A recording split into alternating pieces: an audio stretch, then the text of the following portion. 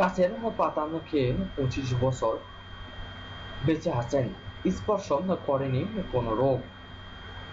গাছের পাতা ছাল বাকল খেয়ে 25 বছর বেঁচে আছেন পাকিস্তানের মেহমুদ ভাট। তার বয়স হয়েছে 50 বছর। এ সময় তিনি কোনো রোগে আক্রান্ত হননি।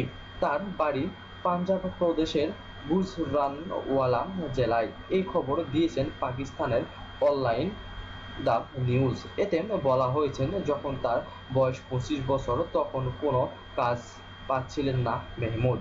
ফলে নিত্যদিনের খাবার জোগাড় করা তার পক্ষে অসম্ভব ছিল।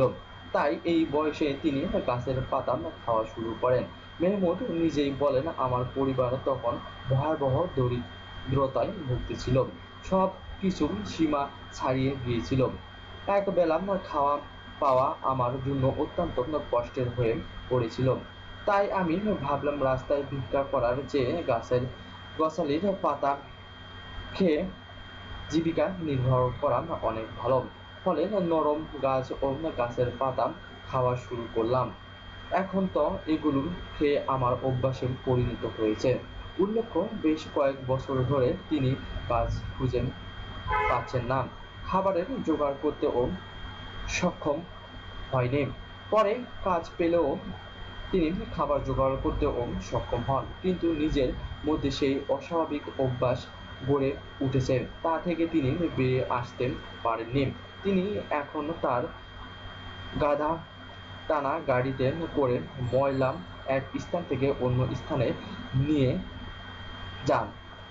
প্রায় 600 রুপি উপার্জন করেন। তবে অন্যরা যে স্বাভাবিক খাবার খায় তিনি সেগুলো খায় না।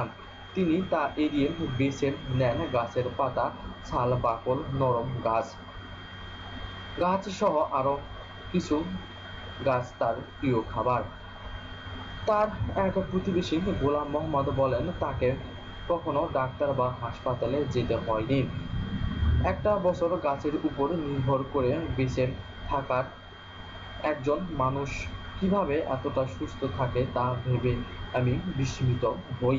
যে কোনো সময় তিনি রাস্তায় চলতে চলতে হঠাৎ তার গাড়ি থামিয়ে দেন, গাছ থেকে ছিঁড়ে টাটকা পাতা খেয়ে নেন। তার এই অভ্যাসের জন্য এলাকায় খুব সুপরিচিত হয়েছেন মেহমুদ।